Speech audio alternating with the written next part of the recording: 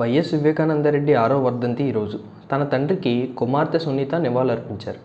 తన తండ్రి హత్య గురించి ప్రస్తావిస్తూ ఉద్వేగానికి లోనయ్యారు. న్యాయం కోసం 6 సంవత్సరాలుగా పోరాడుతున్నట్లు తెలిపారు.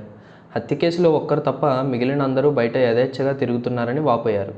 ఈ కేసులో తమ కుటుంబానికే ఎక్కువ శిక్ష పడుతున్నట్లు అనిపిస్తోందని ఆవేదన వ్యక్తం చేశారు. ఇదే సమయంలో సునీత అనూహ్య ప్రతిపాదన తెర మీదకు తీసుకొచ్చారు. వైఎస్ వివేక వర్ధంతి వేళ పులివెందులలోని సమాధుల తోటలో తండ్రి సమాధికి పూలమాల వేసి సునీత కుటుంబ సభ్యులు నివాళులర్పించారు.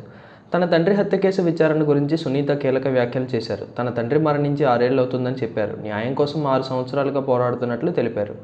హత్య కేసులో ఒక్కరు తప్ప మిగిలిన అందరూ బయట యథేచ్ఛగా తిరుగుతున్నారని వ్యాఖ్యానించారు. విచారణ జరగట్లేదు, ట్రయల్స్ నడపట్లేదు, న్యాయం జరుగుతుందా అని ప్రశ్నించారు. హత్య గురించి ఎంత పోరాడినా న్యాయం జరగట్లేదని ఆవేదన వ్యక్తం చేశారు. తన తండ్రి విచారణ విషయంలో నిందితుల కంటే తమ కుటుంబానికి ఎక్కువ శిక్ష పడుతున్నట్లు అనిపిస్తోందన్నారు. సిబిఐ వారు మళ్లీ విచారణ ప్రారంభించాలని సునీత కీలక ప్రతిపాదన చేశారు. సాక్షులను, నిందితులను కాపాడే బాధ్యత స్టేట్ గవర్నమెంట్ తీసుకోవాలని కోరారు. సాక్షులపై ఒత్తిడి తీసుకుని వస్తున్నారన్నారు. సాక్షుల మరణాలపై కూడా తమకు అనుమానం ఉందన్నారు. న్యాయం జరిగేంత వరకు పోరాడుతూనే ఉంటారని సునీత రెడ్డి స్పష్టం చేశారు. 2019 ఎన్నికల సమయంలో మార్చి 15న పులివెందులలోని తన నివాసంలో వివేక దారుణ హత్యకు గురయ్యారు. తొలుత గుండెపోటుగా చెప్పగా ఆ తర్వాత హత్యగా వెలుగులోకి వచ్చింది. ఆ తర్వాత పరిణామాలతో ఈ హత్య రాజకీయంగా సంచలనంగా మారింది.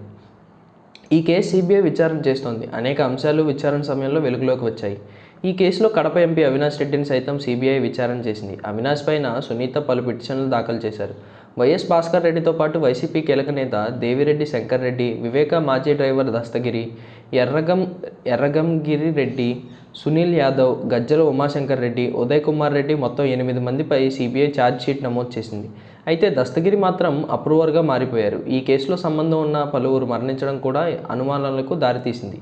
సునీత మాత్రం హైకోర్టు, సుప్రీంకోర్టుల చుట్టూ తిరుగుతూ తనకు న్యాయం చేయాలని కోరుతున్నారు. ఇప్పుడు సునీత ఈ కేసు సిబిఐ మళ్లీ విచారణ చేయాలని డిమాండ్ కీలకంగా మారుతోంది.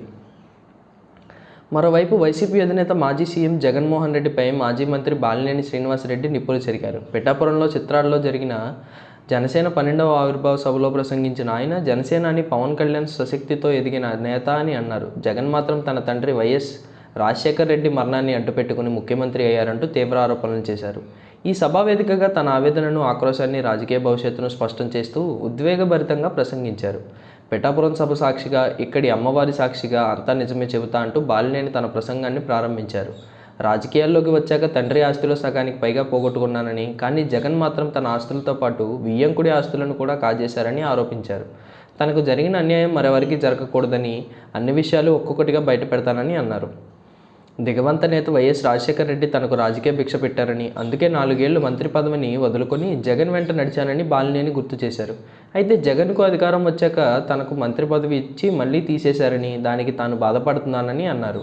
పవన్ కళ్యాణ్ గురించి కౌన్సిలర్కి ఎక్కువ, ఎమ్మెల్యేకి తక్కువ అని జగన్ అన్నారు. కానీ ఫ్యాన్ పార్టీ అధినేత మాత్రం తన తండ్రి రాజశేఖర్ రెడ్డి దయతో సీఎం అయ్యారంటూ ఎద్దేవా చేశారు. పవన్ కళ్యాణ్ స్వశక్తితో పైకి వచ్చిన నాయకుడని బాలినేని ప్రశంసించారు. పోసాని కృష్ణమురళి, వల్లభనేని వంశీలను అరెస్టు చేస్తే జగన్ వెళ్లి పరామర్శించారని, కుటుంబ సభ్యులను తిడితే ఎవరూ ఊరుకోరని అన్నారు. కూటమి ప్రభుత్వం 6 నెలలు ఓపిక పట్టిందని, అదే తాను అధికారంలో ఉంటే లాఠీతో కొట్టి లోపల వేసేవాడినని అన్నారు. వైసీపీ హయాంలో కోట్లు తీసేసిన నాయకులు ఉన్నారని, వారిపై కేసులు పెట్టాలని బాలినేని డిమాండ్ చేశారు.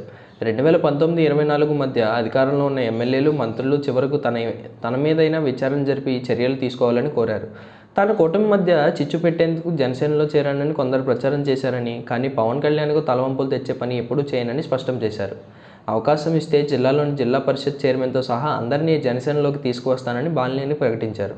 జనసేన కార్యకర్తలను నిర్లక్ష్యం చేయడం సరికాదని సీఎం చంద్రబాబు, ఉప ముఖ్యమంత్రి పవన్ కళ్యాణ్ కలిసి ఎమ్మెల్యేలందరికీ దిశానిర్దేశం చేయాలని సూచించారు. జనసేన కార్యకర్తలకు రేషియో ప్రకారం పదవులు ఇవ్వకపోతే ఎన్నికల సమయంలో వారు ప్రశ్నిస్తారని, అప్పుడు వారి బాధ తెలుస్తుందని హెచ్చరించారు. పవన్ కళ్యాణ్తో సినిమా తీయాలనేది తన చిరకాల కోరికని, దాన్ని నెరవేర్చుకుంటానని బాలినేని అన్నారు. తాను వైసీపీని వేడతానని ఎవరూ ఊహించలేదని, ప్రతిపక్షంలో ఉన్నప్పుడు పవన్ తనను మంచివాడని అన్నారని గుర్తు చేసుకున్నారు.